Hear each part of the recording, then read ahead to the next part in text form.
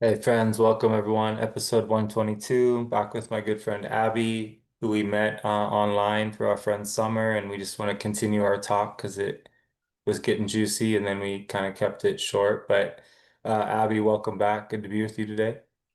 So good to be here. Thank you for having me back. I Totally. really enjoyed our last conversation. So, Me too. Yeah, I love talking Castaneda and I love that you learned from the reality transurfing stuff. I think that adds a huge piece to it.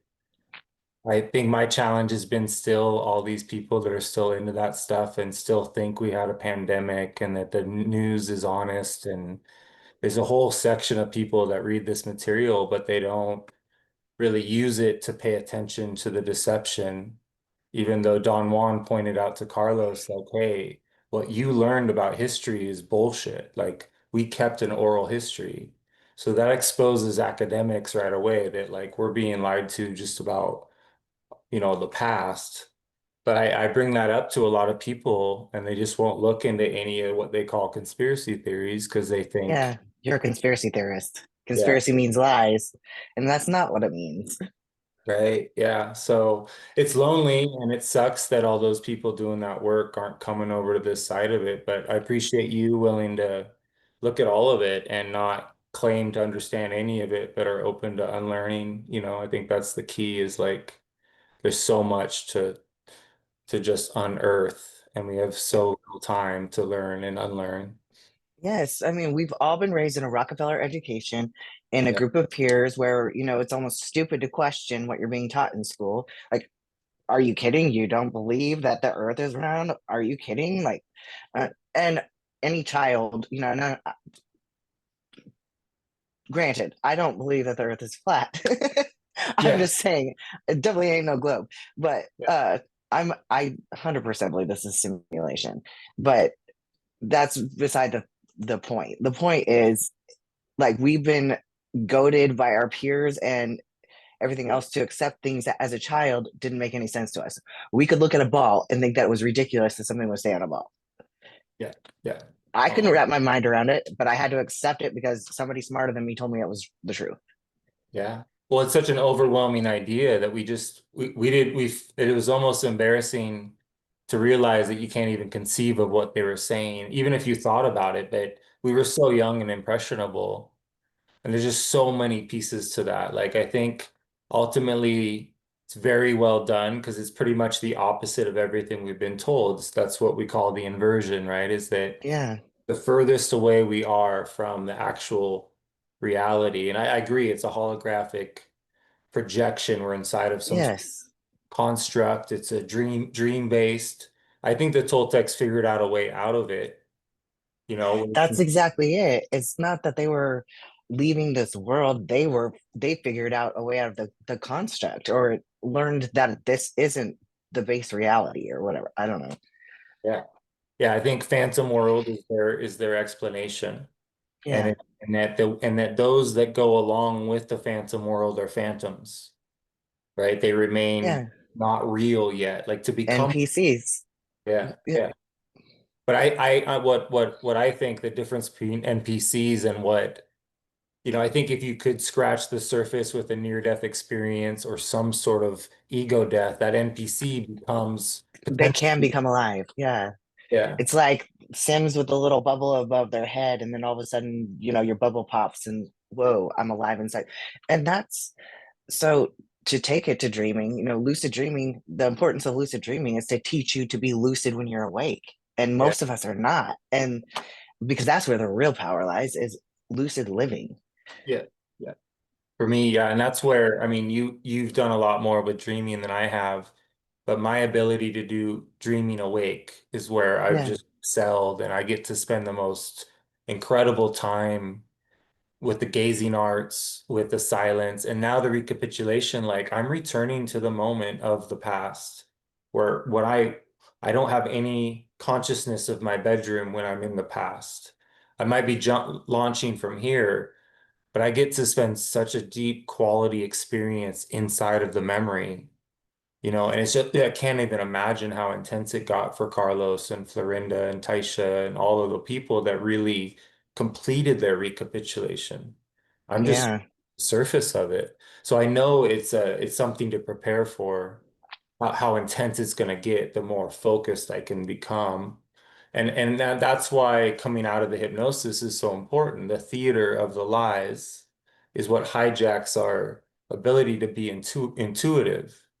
So all these people that are doing this crazy dreaming work, but then you bring up something that confronts their reality and they attack you because it's such a threat to the little limitation of what they're into. And even Carlos like was teaching stuff based on academia.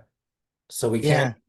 we can't it's kind of terrifying to realize to know that there's no way Don Juan was hypnotized, but the fact Carlos still was, even after all that training, is quite confronting. Yeah, and that's why, I mean, so many people stopped after the first book in the 60s. I was told that by my mother's friend because she recommended Carlos Castaneda to me when I was 18 years old. She's like, "Oh, these are great books." She's like, everybody stopped at the first one because they wanted to learn how to do peyote and all these drugs. But really, she said, you need to someday read all of them.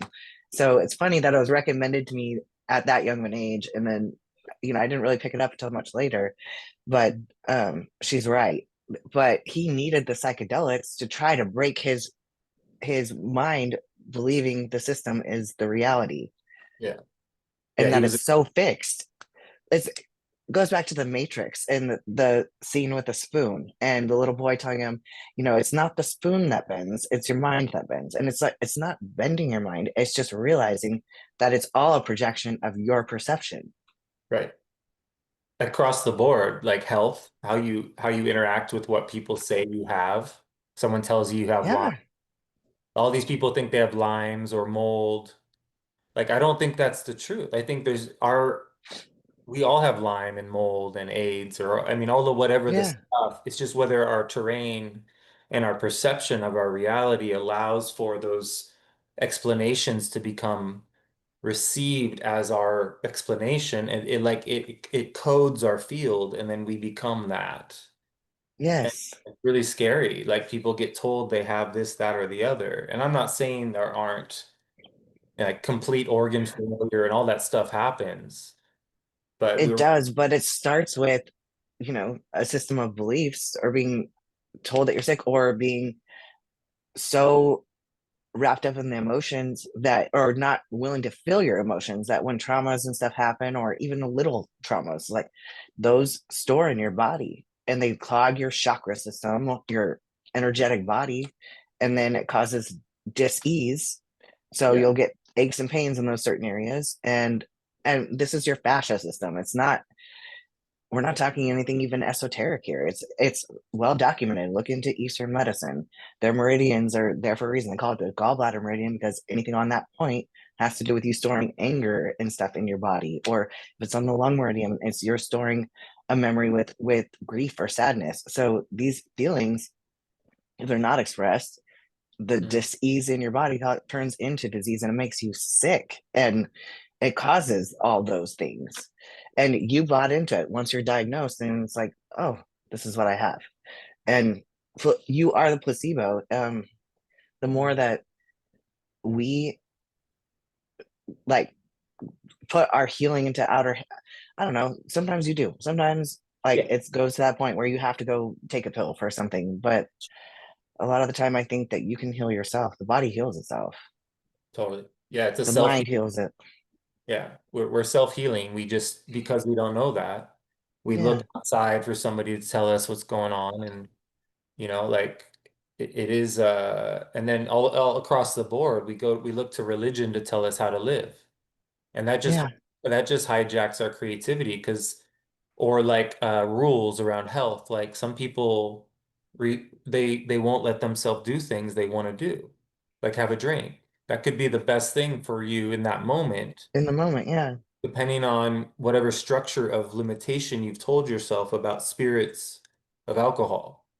Like you can change your relationship with anything and everything as long as you're being honest with how you've created that story.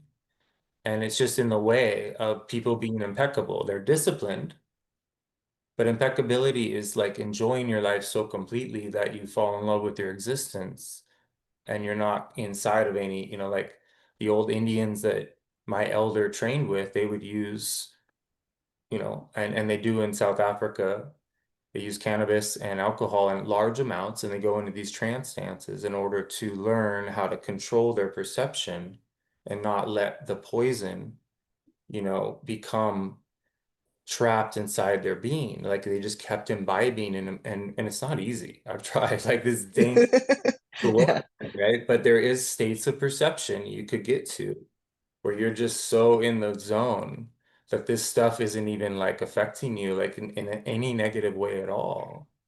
And it's a really powerful thing to be able to do. I've worked with some powerful shamans that they push you to get out of your own way so that you can just, if you're enjoying every single second of that experience while you're dancing, and there's a way to stay so locked in that, yeah, that's just incredible breakthroughs occur.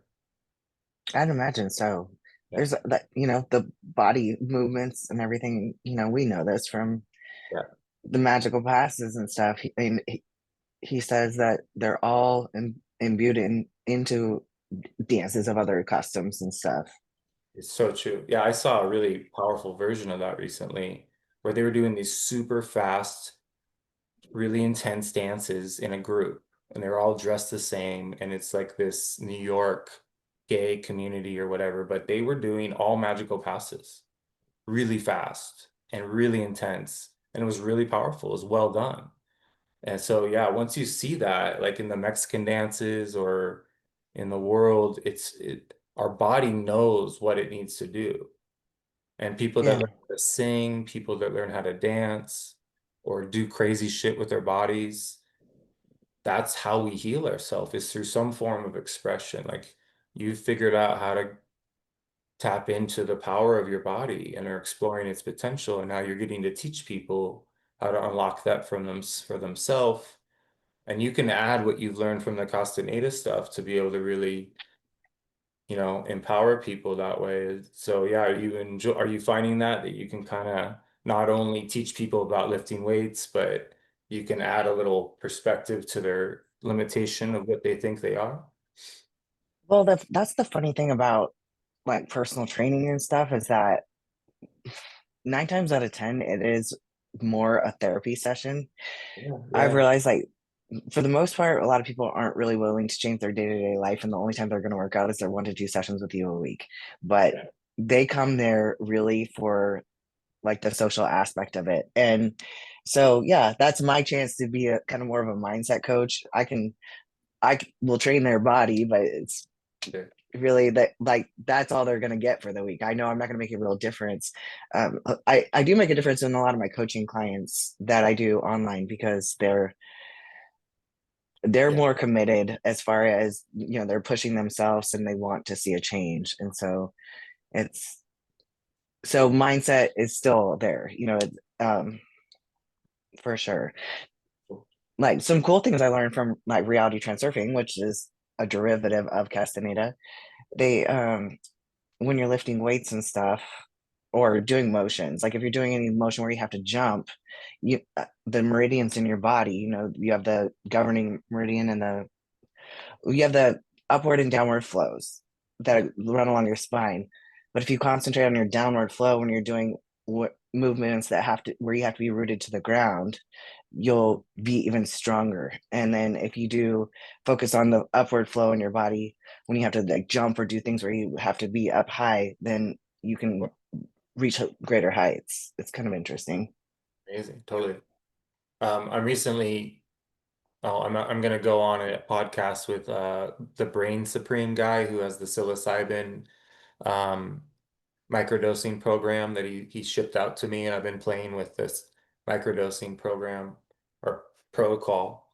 But watching his video on Alex Zek lately, his most the big the probably his strongest clientele base is athletes. Their pickleball game, their basketball game, their pickup, whatever, like whatever they get into, their ability to work out without getting distracted.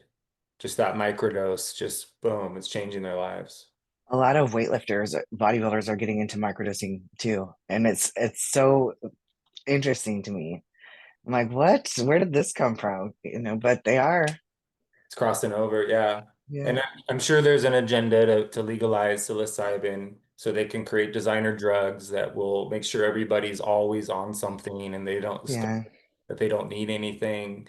Like the whole supplement industry, I think for the most part is a scam unless it's just whole food like liver or like it's an actual food that you're just taking in pill form. I think whole food stuff can be amazing. Like when my adrenals were all jacked at a period in my life, and this woman got me on bovine in a pill form, and I was just too many years of vegetarianism, I think, and not listening to my body, living in a philosophical mindset around what we should, yeah. Do you have people that show up and are on terrible diets and you're just like have to tell them, Well, most of them are, a lot of them are women, and a lot of them, like the big thing nowadays, especially, is that carbs are bad. Oh my God, you want me to eat that many carbs? I'm like, I'm sorry, 150 grams of carbs a day is not a lot at all. I eat 400. So, no, it's not in any way, shape, or form bad for you. Like, they vilify yeah, certain food groups, and it's like, it's so funny because, for what I do, we're macronutrient based. So we concentrate, the numbers we care about are fat ratio to carbs to protein. And it's like you eat high protein, moderate carbs, and somewhat low fat. It's not, but it's not a no fat thing either, because fat regulates your hormones. So if you don't have fat, you're gonna be all jacked up. If you don't have carbs, you don't have the fuel to energize your body and to like to fix your muscles after you work out, because that's the thing, you're tearing your muscle every time you work out and you have to repair it. So tear and repair. Protein keeps you from like becoming catabolic and not blowing through your muscle just to fuel your glucose. So everyone just wants a magic pill is really kind of the answer. It's like, oh, you expect me to eat carbs? sure. Oh my gosh. Yeah, yeah. Oh, it's Yeah, hard. and you're gonna lose weight, I promise. Totally. Yeah, no, so much of it is like the shaman in that my friend studies with in Uganda, he's moved beyond the need to like care at all what he eats because he's become so Yeah, powerful. He can live off McDonald's. He's like, it's not poison to me anymore. yeah. This It, world is a dream. Yeah. that's I just did my last bodybuilding show in April, and I was supposed to compete again on the 4th of July, but my body just needed a break. And I've normally you reverse diet, so that means like you go from eating a really strict protocol, and Sure. then each week you gradually step down the amount of cardio you were doing, and you step up your calories. But my body's just like, nope, we're eating what we want to eat right now. And so I put on a little bit more body fat than I probably should have rapidly, or more rapidly, but at the Yeah, same time, I'm not feeling bad about it. My body's liking it at the moment. So totally. No, it's so important to just enjoy life and find that balance too. Like everybody's so hard on themselves, right? And they tell yeah, themselves this is going to be bad for me and I shouldn't be doing this, and then the guilt and the shame. So it is a dance, for me, it's just fuel for the most part. I'm just trying to wait. yeah, Truly hungry. I'm not pushing my body though. I'm doing the magical passes basically and just like a ton of internal power training. But if I was doing what you were doing, I would be looking to you or someone to like make sure I don't screw myself up by overdoing. yeah, Because I have a lot of friends who were just doing Adderall and riding their bikes to the point, where like, they thought that they were fine because they felt so good. But it's some, yeah. I'm doing cardio. yeah, yeah, like marathon runners and stuff, like that can really be too much. Like, it's just, I think there's just about listening to and it's all good. Like, if you want to go out, pushing your body and just go out super early, depends on what you're here to do. I'm not judging it, but Yeah, people aren't listening when their body's starting to react to like too much. Yeah, so it's good you listened and you realize, whoa, okay. Because a lot of the feminists yeah. did too. And that's like, this is the biggest break I've ever taken from training. I've been to the gym twice in the last 2 weeks, and that's like, for me, that is bad. And so I have to tell myself, no, it's okay. Like, it's okay to have a break. You're not losing your discipline. Shoot, I've been at it for 4 years. I don't Yeah, lack for discipline. but it's okay to like let myself off the hook a little bit and live a little bit. And really, like that's kind of where I feel like the need to draw in a little and work on maybe some not doings and meditation and recapitulation and my dreaming. That's kind of where I'm at right now. Cool. Yeah, that'll be huge. That'll balance what, you've been going, and then to just reset through some deeper listening. Um, it is hard to strike that balance on the daily. And so sometimes we do a surge of this just a resetting for a period. That's how I am with like reading and like reading Castaneda. Yeah. I go into it, I'm like really in that world and practicing it on a deeper and deeper level. And then I just walk away from it for a long time. Come back to Yeah. it. I think it's important. Yeah, cool. Do you still talk to Summer? Are you on? Do you hear Summer? Yeah. Summer is Summer is my Awesome. I don't know. She's just like a counterpart to my soul, I guess. So Yeah. Good. Oh, I miss I think talking. she's the westerly wind. I think I Yeah. might be the east. So I'll tell her hello for me. I'll try to get back on I Twitter will. these days, but it's kind of chaotic in there. I'm Um, not that big on Twitter. It's never been my thing. I like doing spaces with y'all, but yeah, yeah, that's what I mean. Just getting back, even back on there is I get pulled into all the like stuff, and so I'm like, okay, I'm just gonna turn off my phone more and. sometimes it's just a circus. It's But it's cool. I've had some incredible conversations in there, and I wouldn't have met you if I hadn't been on there. So it's absolutely. a great place to connect with people, and there's some powerful voices. Are you guys still doing your thing on YouTube, the Super Secret Society guys? That's cool. Yep, Secret Side of Good Guys. Last night we steampunked it up. We used to dress up all the time, and we kind Oh, of took a break from it. But the last couple weeks, we've been going at it again. We go to great lengths to entertain our audience. So yeah, that's fun. Good. Yeah. Yeah, there's so much going on in the world, and so it's good that you guys are looking at the decode and breaking into like what might be really going on. What does this mean? It's interesting as long as you're not attached or and thinking, laughing at it yeah, because it's just we know yeah, we all know it's a circus. We all know that it's just fake show psyop, whatever word you want to use, just insert it there. But you know, and that's not to say people don't get hurt in psyops, but yeah. or false flags. 9/11 is an example of that. Like none of us believe that we were attacked in the airplanes hit those buildings, but we also know that a lot of people died. Yeah. Mass destruction, murder Yeah. ritual, pre-planned murder rituals, it's like Yeah, it's pretty gangster. it is. Yeah, like Absolutely. real, like the government is a mafia. Like we don't, we just think that this is like based on sanity, but it's even more gangster than Russia because they don't hide the fact they're mafia. And Exactly. yeah, yeah, it's an interesting model, and it's very effective, and I don't think it's going to change too much. I think a lot of stuff's going to come out though, and people like you and I are going to make more friends. There's going to be more people that come to this side of like, wow, there's more to this place than we thought, and we've been lied to about so many things. I think viruses is going to be a big one when people realize that they've never isolated a virus, they've never Yeah. proven that one exists, and that we just live by this idea of fear that makes us more vulnerable. Because I don't get sick when people are sick because of the way I live, you know. Yeah. So And when I get sick, it's probably because I haven't been taking care of myself, like yeah, my terrain. It's not yeah. that I caught some weird virus. It's because I'm not dealing with my emotions or my stress, and I'm And if I'm not around, probably sleeping good. I'm doing all the things, pushing myself to the limits on every facet. And so my body is like, time for a break. yeah. And it might be triggered by being in the presence of someone who's detoxing, because when my body's around them and it needs a detox, then it's like, well, we are Let's very, start the cycle. yeah, menstruation, women all sync up their Yeah. cycle. Yeah.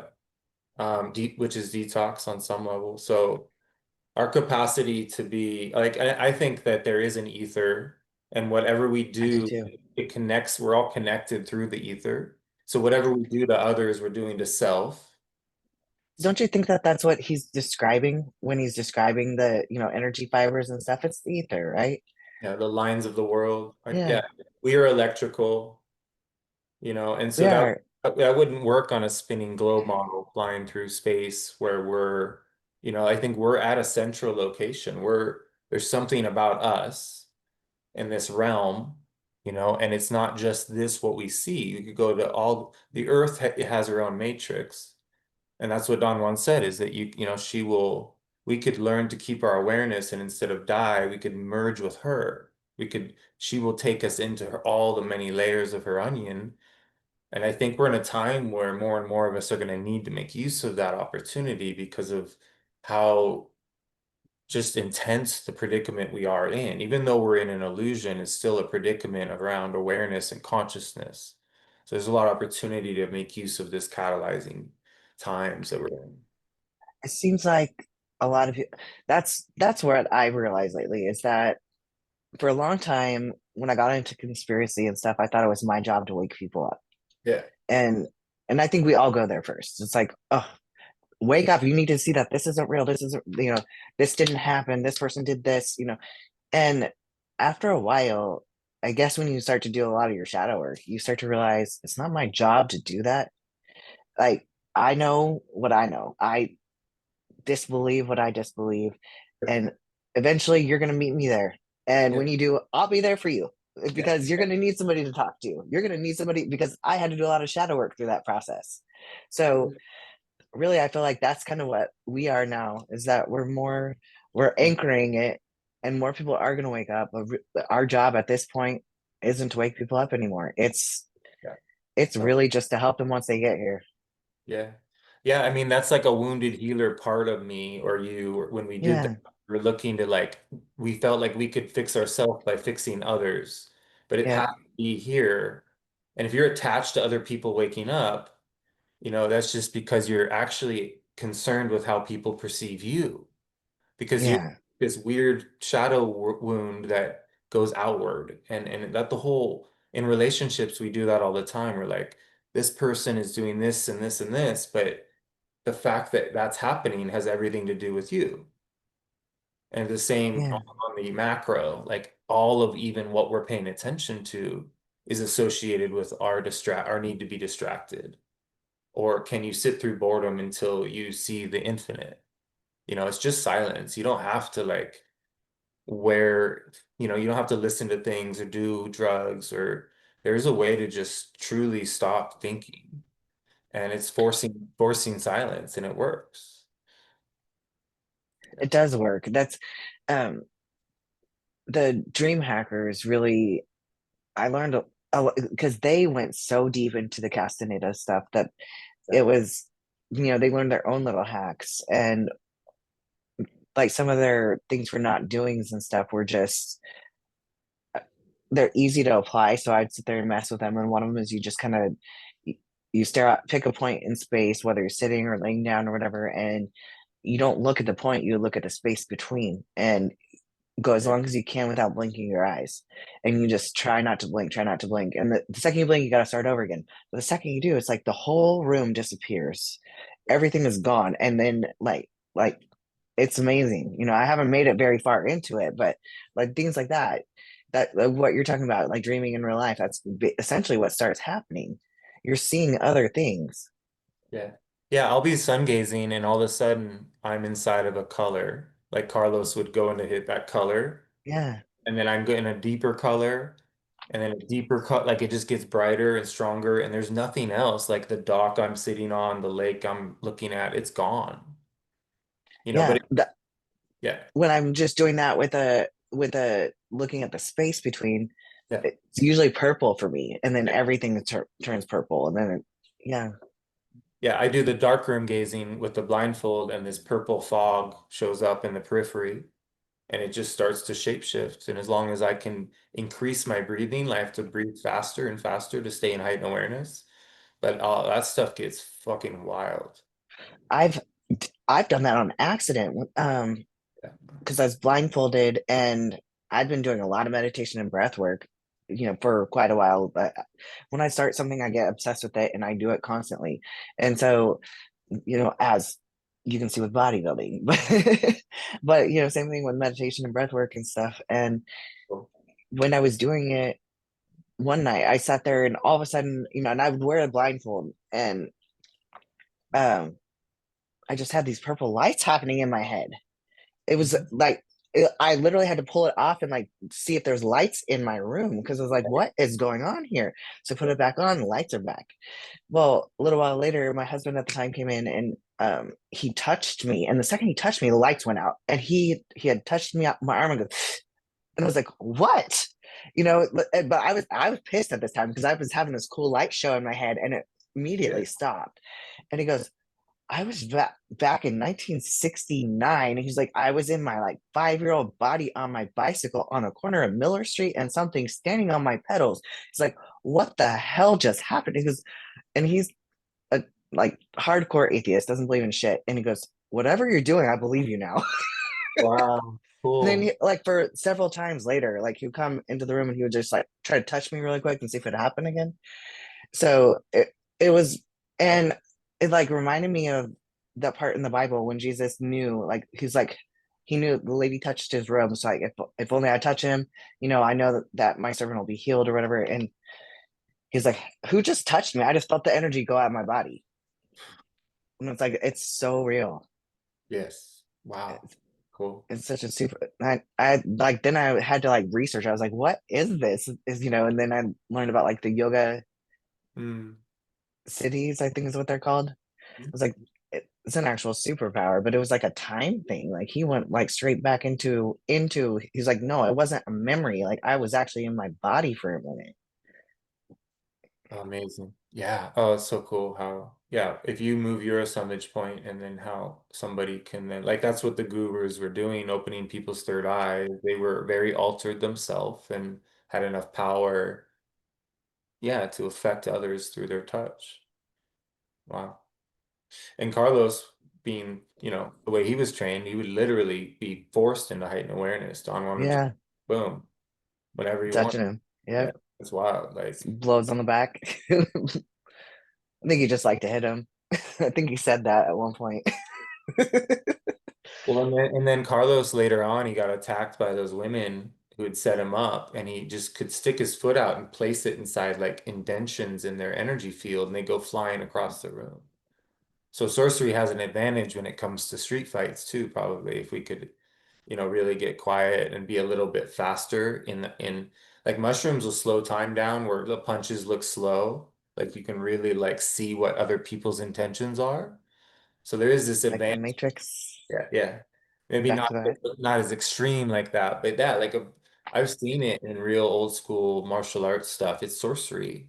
They're interacting on a very energetic level and um but you go into the MMA and stuff and it's like there's so much commercialism and there's not a lot of magic. It's more but it's still powerful. Like the people that step into those rings are really facing themselves and regardless of whether they're MK Ultra and all that, it's still a real intense emotional process to go be filmed in front of the whole world and fight another man or woman to woman or but now Yeah.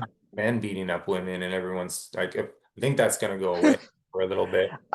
I sure hope so, because there's no physical equivalent. I can lift weights all day, I can be Yeah, strong, totally. but the puniest man will kick my ass. It doesn't matter. Yeah, men have this if you can get a man to get real with his anger, and focused at the same time, it's amazing. I'm not that I don't have a large size, but I people are terrified of me because I'm so focused and they can tell that I'm going that I can see the power in your eyes. yeah, yeah. So it's like a really cool thing. It's kind of confusing to people. They're like, well, it looks like I could really hurt you, but then at the same time, there's something about you that I am terrified of, and that makes people uneasy. And therefore, I don't have to fight. You know what I mean? Like Yeah. I can just be and I can just so these things are powerful. And I got taught that as a young kid, like by this pretty powerful dude. He's just like has everything to do with the eyes. When you're in a situation, it starts with the eye contact. And like in the Castaneda world, we were taught that, like in every situation, Yeah. don't break eye contact. and you'll be amazed at what happens as long as you don't overreact or panic. There's always a window of opportunity to get to resolve a situation in the most liberating way possible. But if your ego's involved and you end up getting pulled into that stuff, then you're probably going to learn a difficult lesson too. So it is what it is. Yeah, it's a trip. Absolutely. Have you ever been in a fight?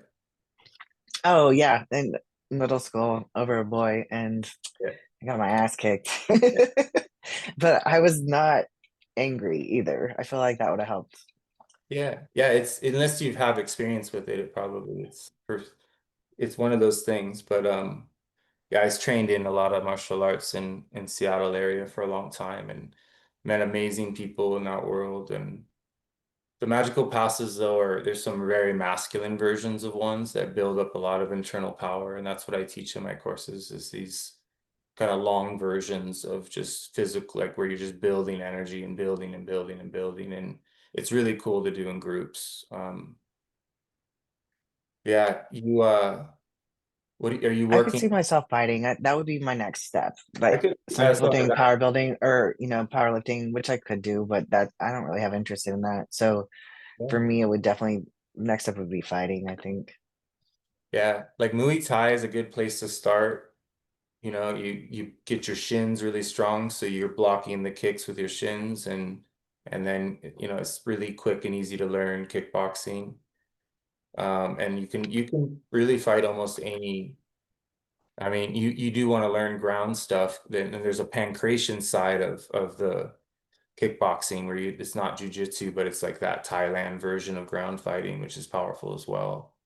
So yeah, I could see you excel in that. I just watched these two women fight, and it was so cool to see them so in their masculine and then switch into their feminine and appreciation, and they just hugged each other and cried and just whispered or just talked to each other like for a long, long time after the fight. Everyone was kind of like, it's too long, like, but it was amazing to see the balance, that they're still women do, Yeah.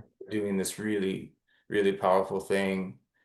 And there's some women that find that balance where they don't go too far, they don't get lost in the masculine. So the fact you're doing all the dreaming and you're in the because even Don Juan was very feminine. He's working with crystals and he was in the yin. He was in the silent side of things. So but he was also masculine enough to balance that. And I think a lot of people go to the extremes. A lot of women get lost in the patriarch. They're fully just pushing, pushing, pushing, and they're not listening. They're not in their expansive state, and it can be tricky. No, I was lost in my masculinity forever. I feel like a lot of us girls that were Yeah. raised in the 90s were.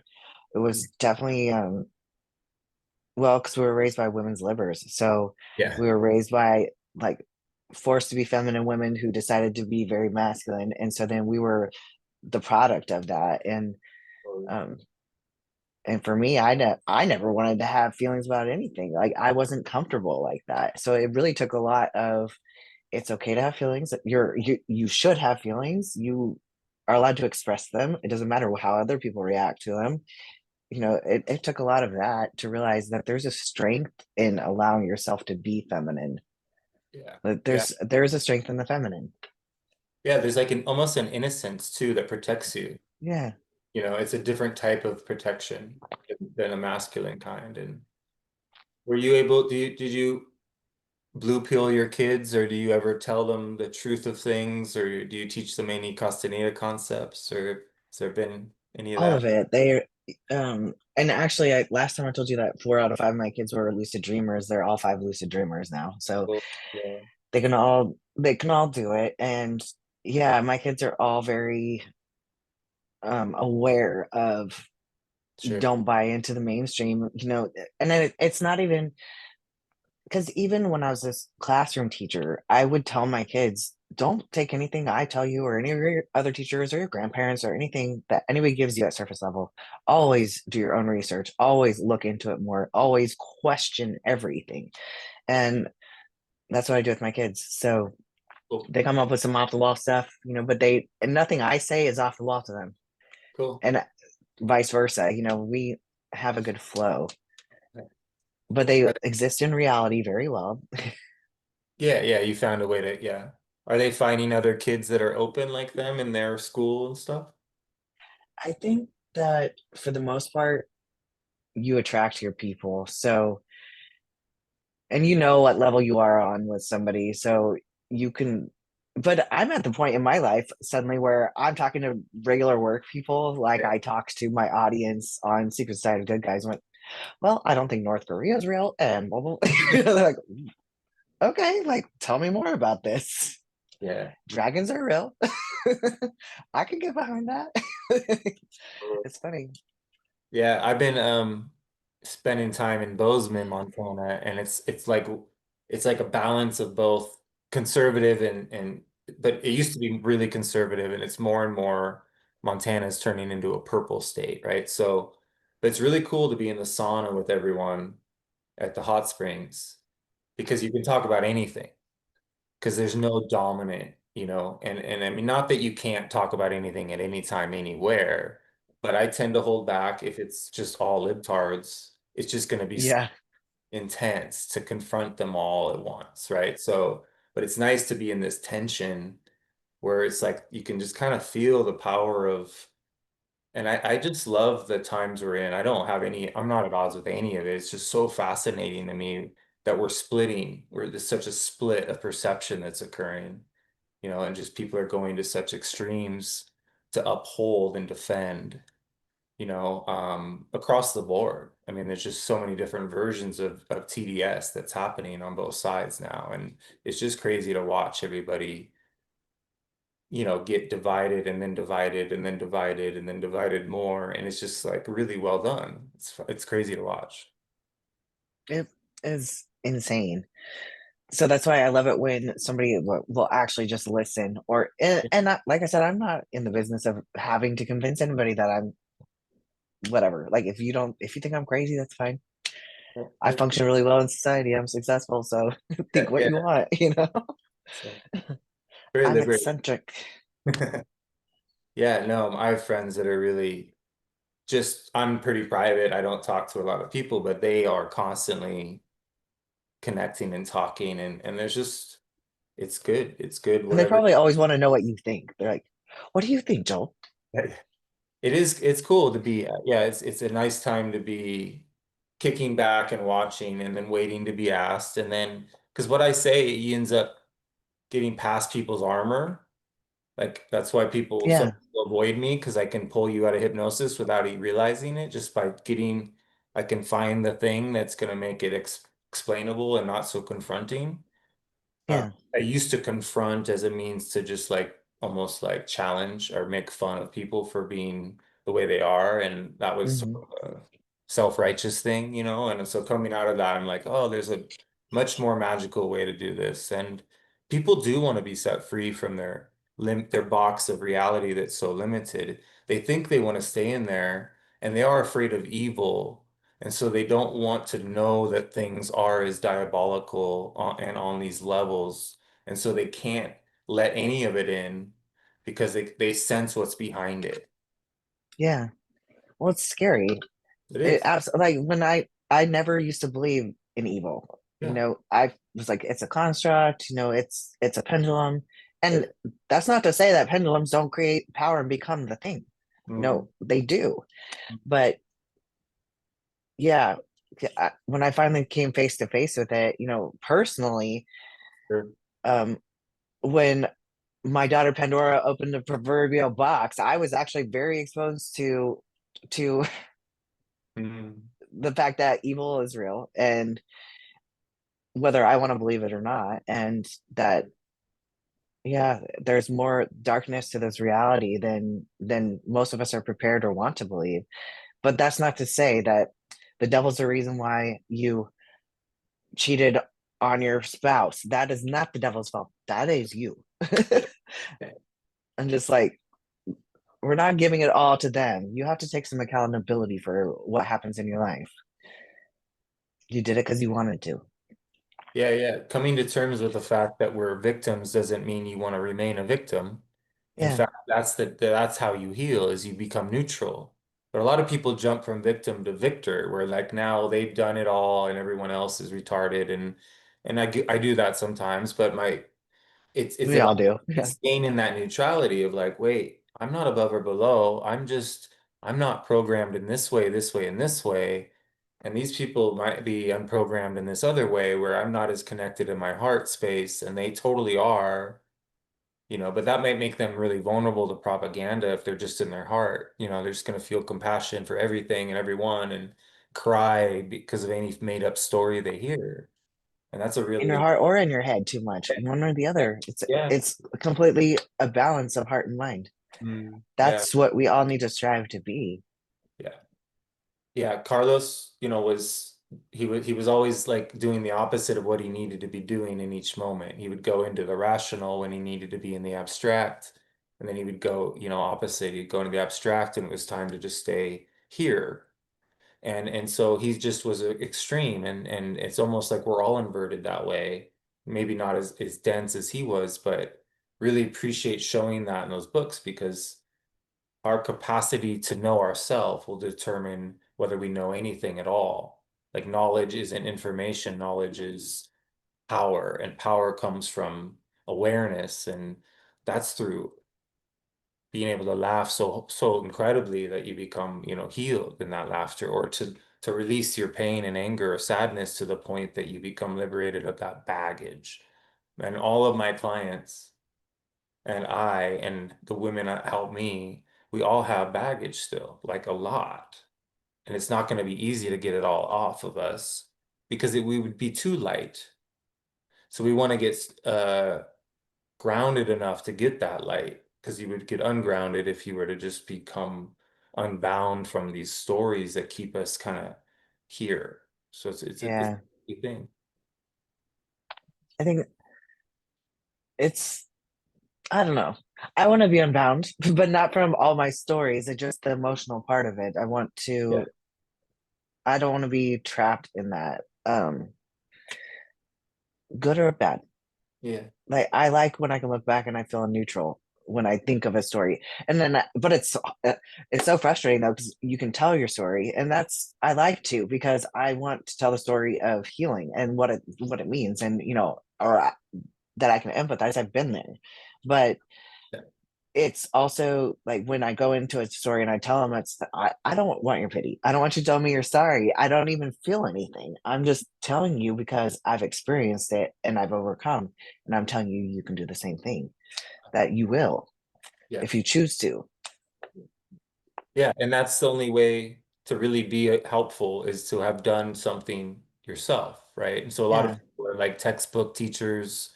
They're just trying to teach you what the information is, but you've experienced it and your stories are valuable in that respect. Like being able to make fun of yourself, being able to point to the parts that you couldn't look at, but you finally were forced to.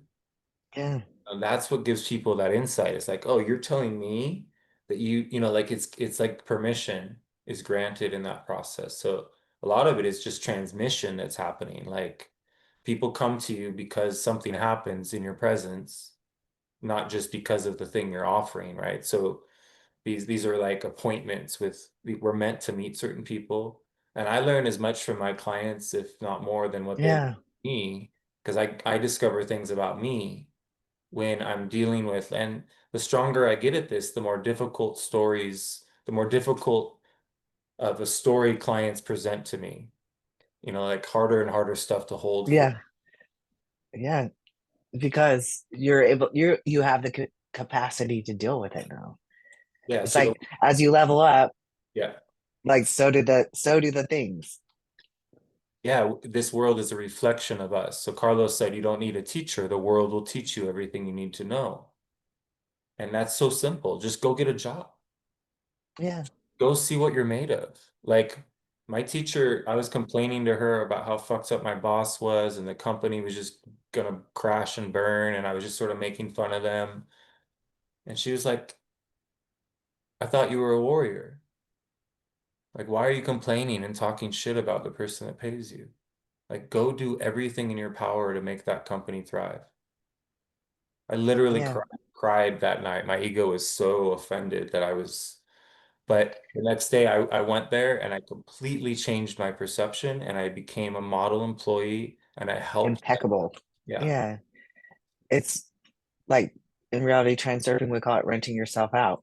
And you Mm, do it with impeccability. Like it might not be your dream job. It might be something you hate to do, but you do it impeccably. And you rent yourself out because that in turn gives you the door to your door. It might not be your goal and your door, but you do it impeccably until you find yours. totally. Yeah. Yeah, we would go back in the day when we were reading Castaneda, we were 16 years old and we would go get in line for those day labor jobs where you get paid like nothing, Hmm. gnarliest, nastiest work. And we would just take the power. Like, you want me to do that? Fine, I'll do it. And get to be made fun of. Like they'd throw shit at us. You know, we were just these like slaves basically. It was like this whole system is a slave system. And I went and chose the most slave version I could find in order to free myself from this idea that that's a negative because it's actually really liberating to be able to be an actor, to go do anything and everything. Like Taisha Abelard went and lived on the streets as a homeless woman and nobody could touch her because she knew how to behave schizophrenically to scare the shit out of them if they were about to try to rape her. You can just, Oh shit, I could do that. totally. Yeah, Yeah. No man could do anything to her because she knew exactly, she could read them, you know, so it's not like she responded to each man the same way, yeah. you know. And then there's this woman that went out to get hitched, she went out to get kidnapped by a serial killer on purpose. And she did because she knew that if she let him take care of her, that he wouldn't hurt her. His wound around killing women was because he needed a woman to take care of in order to feel of worth. So she put herself in that position and he stopped killing. What's that phenomenon called? Um, I'm just reading about that the other day, actually, Yeah. where your captor becomes like your lover or stuff Yeah. like that, where feelings develop.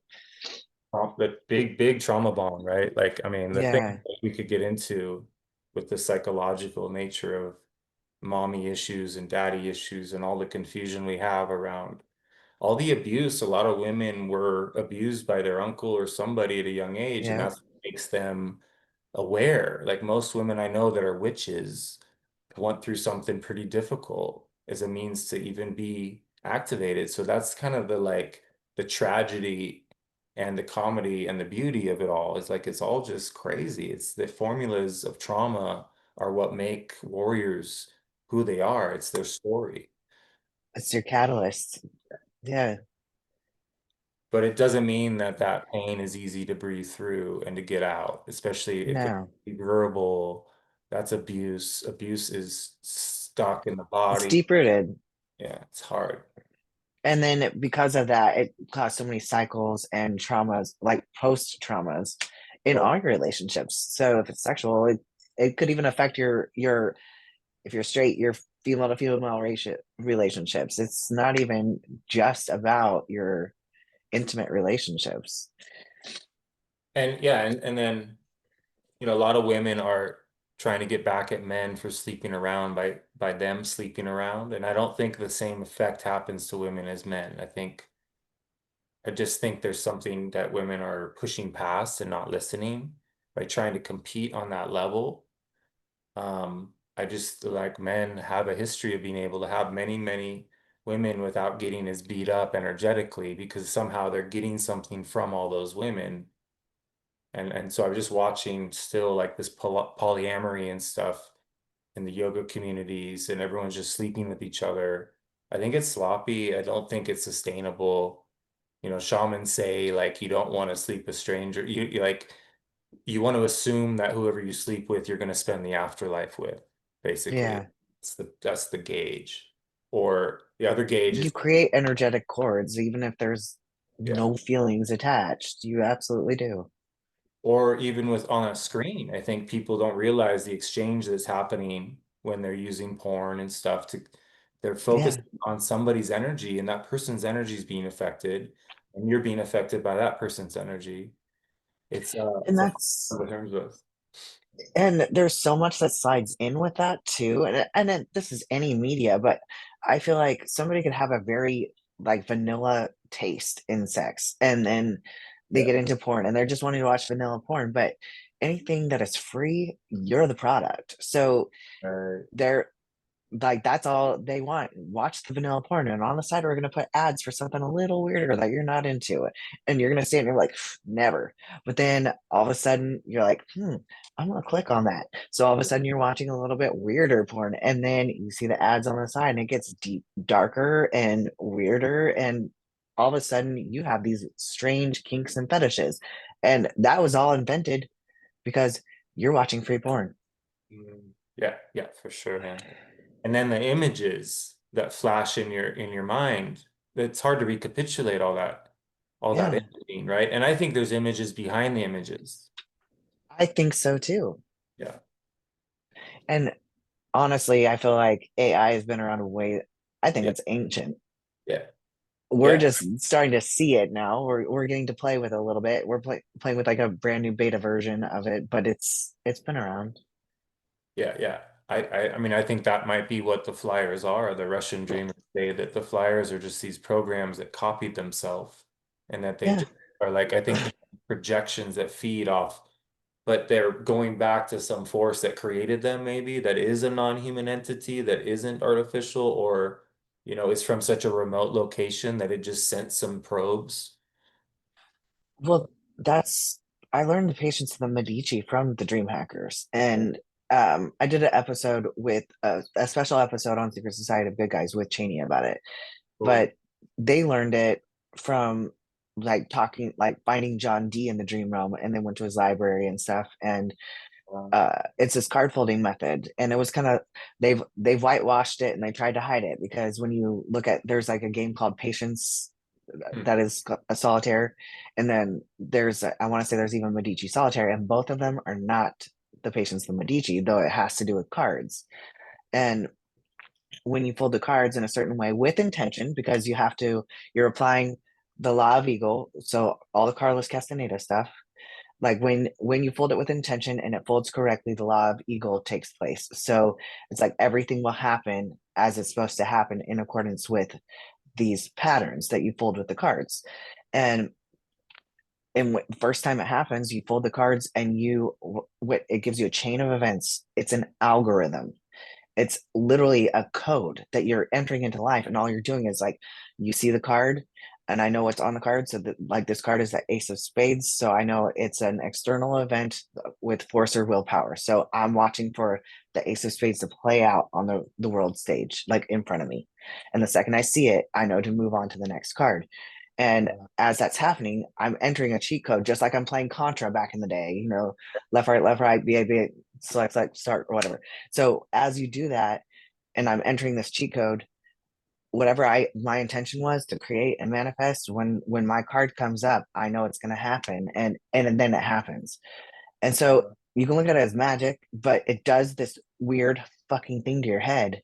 Like this is Hmm. why I'm so sold on like it's all programming because if I'm entering a program, I have a code, I'm entering the code, and then whatever I want just suddenly happens. Hmm. What is this reality? Totally. It can't be real. Hmm. Yeah, it has to be. It can't be as concrete as you think it is. It is the ones and zeros. Yeah, yeah. Well, and have you talked about the DMT guys that are looking at the laser and seeing the same code over and over? Yeah, isn't that wild? It's amazing. Yeah, this one guy was saying, "Well, I can change the code when I look at it because I'm evolved, but he's like, "Oh shit, I can't do anything to this thing." He was like Yeah, he was really humbled and thought he was really powerful. So it's good to hear like that he's now like, "Okay, I have to rethink everything." And so it's a very liberating and disturbing thing at the same time. It's like, okay, it is. we get to now come out of these stories of religion and all this, all religions are just programs. Scripture is script, right? Everything we've been given is it Yeah, means to hijack our attention. And it's really well done. Like they hired the mystics to write all these powerful religions. And then the mystics probably gave us liberating truths as a means to free us from the religion as forces rise to meet each other. So it's just crazy how the spiritual warfare plays out. It's so crazy. And I mean, it's all part of the indoctrination. And I feel like even university indoctrination, but religion absolutely. And I used to be highly religious. I at one point I wanted to be a nun, and then I Yeah. wanted to go to the school of ministry. So like I was so into the Bible. I would read my Bible every single day, um and that was my goal, to finish the whole entire Bible, which I read most of it, but it still is, and it spoke to me at the time. But Yeah. then I started seeing that all the stuff that's missing, literally all the women were written out of these books. Yeah. Like we do Jesus's bloodline all through his freaking dad, which I think I talked about this last time, but it's like he's supposedly not even related by blood to Joseph, but that's his lineage. Amazing. Right. Totally. Yeah, I think the matriarch had to be like destroyed as a means to like that we're really dealing with, my elder would say there's only two tribes. There's the tribe of man and the tribe of woman. And if those two tribes could work together, then we wouldn't be so easily controlled and manipulated. Yes. And it's that simple. Because there's a strength in that, where you're strong, I'm weak, and vice versa, and there's such a balance to it, and it doesn't mean that one is better than the other or one needs to dominate the other. Yeah, and like if a woman is spiritually protecting her man and a man is physically providing and protecting her, that would probably be the most natural version. But sometimes it's a mix and it's all good however it plays out as long as there's communication happening and you're both facing your shadow wounds, and that doesn't mean that you stay in a toxic relationship to face your shadow wounds. A lot of people do that. There has to be signs, Yeah. omens in your life to continue. Because many times you'll be questioning, because it's the more vulnerable you get with someone, the more you're going to get to know yourself. And you might not want to face the part of you that you're discovering as you allow that heart opening to happen. It's like terrifying actually to like let yourself get closer. Or if another person isn't willing to do that, like that was my last case. Mhm. It's like communication was non-existent, Sure. and honestly I feel like that's the one thing that most of us suck at, is communication. It's so hard to be vulnerable and just say what you actually mean, instead of like, no, I'm fine, or it's fine, I'm gonna be okay. Like, it's fine.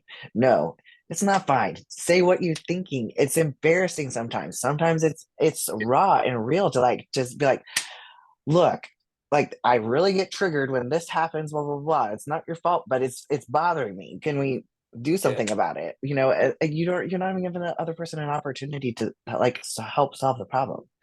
And because like I'm being strong, I'm not gonna say it like it's not a big deal. Well, it kind of is a big deal. You're being an asshole. So like Right. instead of being an asshole, just talk about it. Yep. And but it's so hard. Like I spent the last 11 years of my life not talking about the all the little things, Yeah. because he couldn't emotionally handle it. Like couldn't handle me having negative thoughts or feelings. And then it comes to a point where, okay, this isn't working. So I've got to be with somebody who can communicate with me, or I'd rather be alone. Yeah. And that's all. I think most people avoid the alone part to the point that they don't get to know themselves. Yeah. And then even in a relationship, there's a way to create space so that both people can be their own person. Yeah. But yeah, it's really hard to get to the point where, because power, when you're having sex with someone, there's an exchange of power. And there's all these subconscious pieces that surface inside of that confusion around what Because is. don't you think sex is kind of it's really more an act of aggression than anybody wants to, they want to call it making love. And it's not to say that emotion isn't there, but really kind of on its baseline is an act of aggression. Yeah, as a means to experience a concept of satisfaction. Like Yeah. Don Juan would fuck with Carlos because Carlos would say, I just want to find love. And he'd be like, no, dude, you're just seeking sexual satisfaction. Just admit it. Yeah.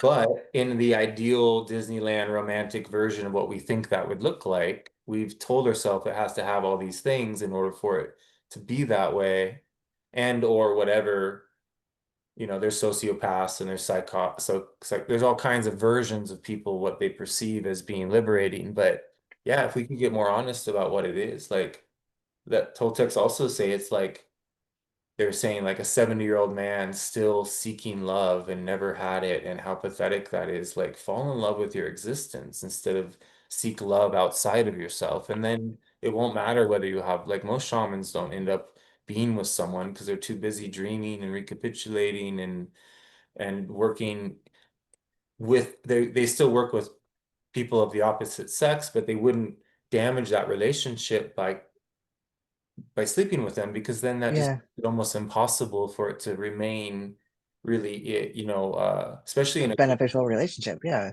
if you're in a group of people and you're like focused on just one person the whole time and you're not present because you're like too caught up in that attraction. I see that a lot in sweat lodges, and weird shit starts to happen when people, you know, it's just it's sloppy, and it's where it's really that's why we're not doing the dreaming parties and the sorcerer parties, because people end up fucking each other, and then then there's an argument. And but it could build eventually if we could become capable of running that energy through our system without having to act it out in a sexual way.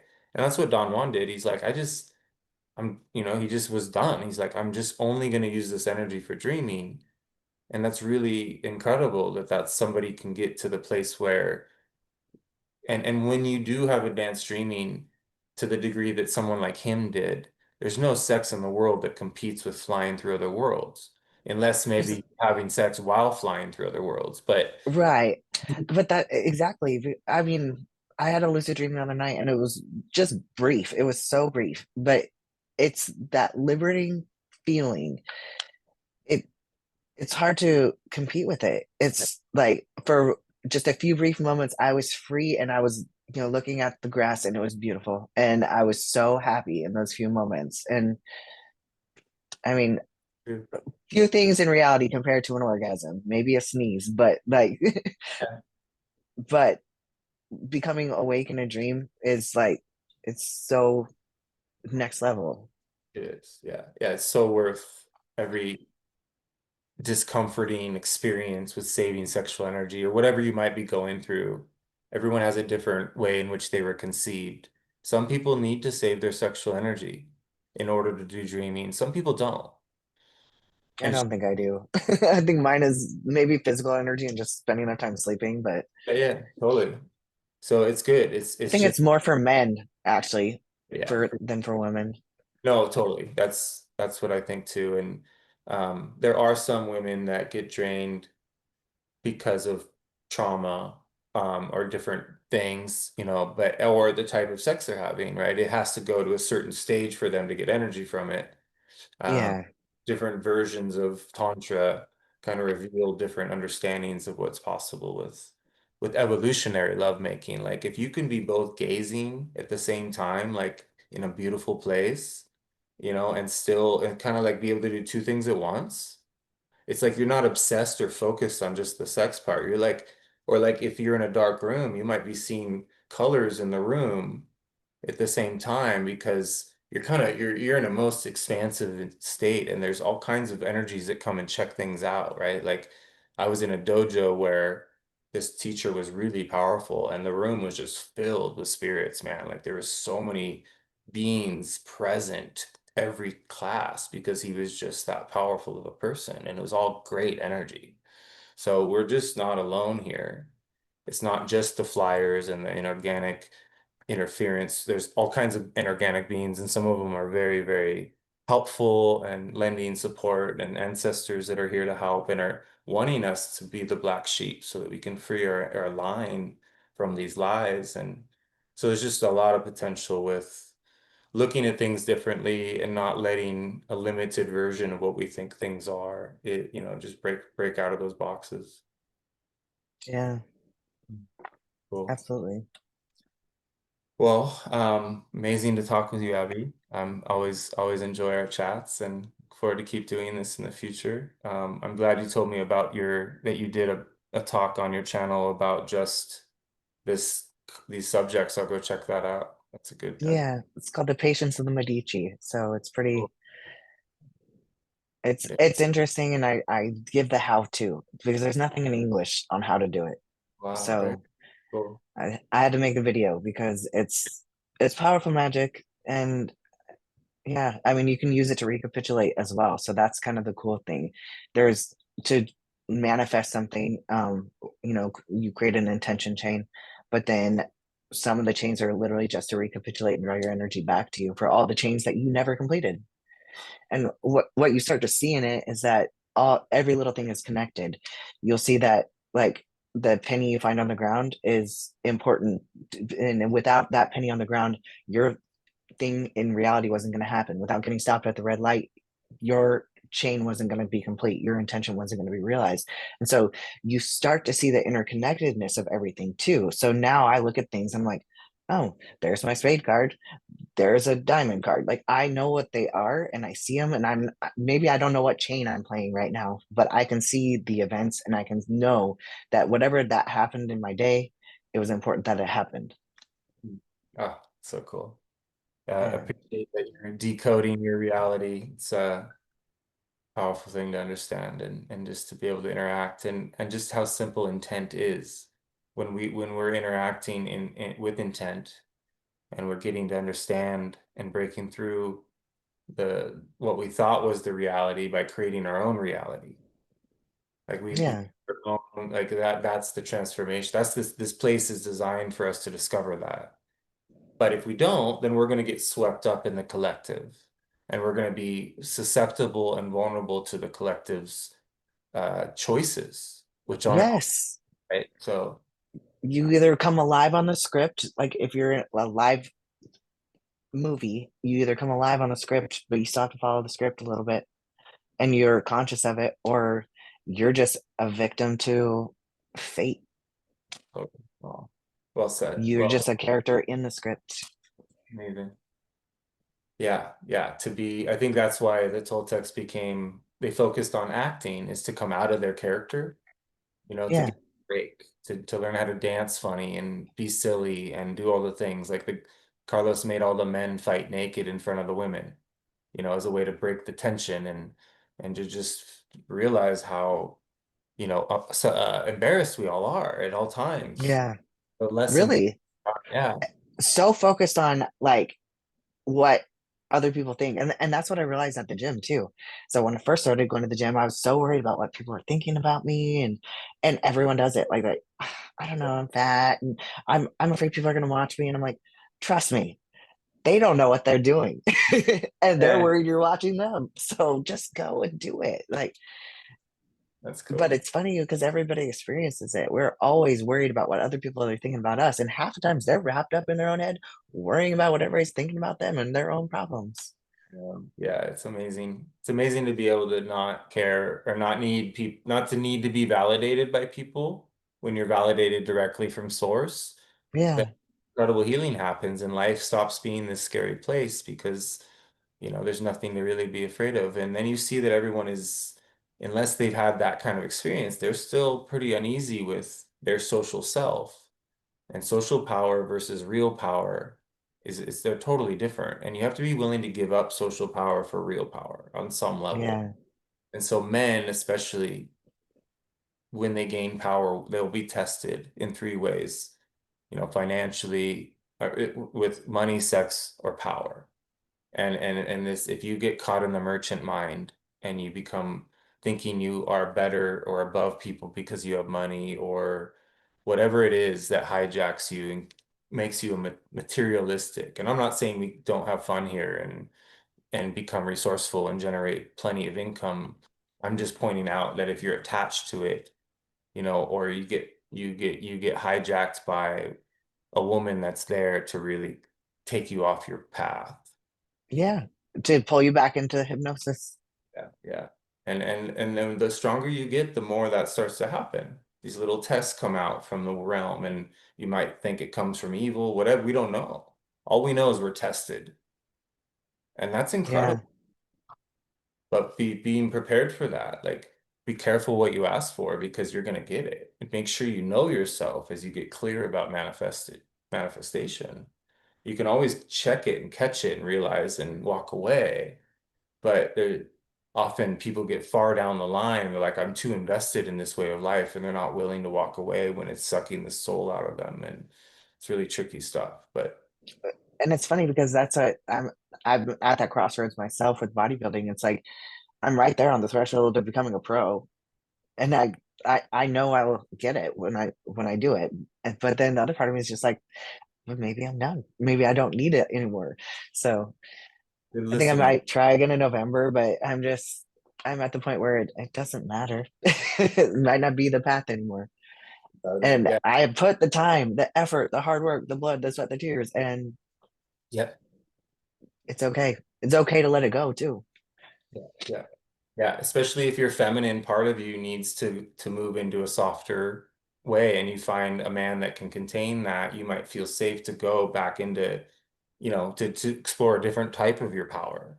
Right. So Yeah. it depends on what, because your future self is trying to inform you, right? I think, and because this is a memory that we're in. So it's just about getting to where we're already established in the most elegant way possible. And part of that is just all the intensity that comes with every decision and the fact that you can just pick something and make it happen. That's a powerful thing. And so now that you know that, it's like you could apply that to everything. Yeah, Cool. absolutely. Thank you, Abby. Amazing talk today. Good to Thank see you you. so much. Thank It's you, great to everyone. see you.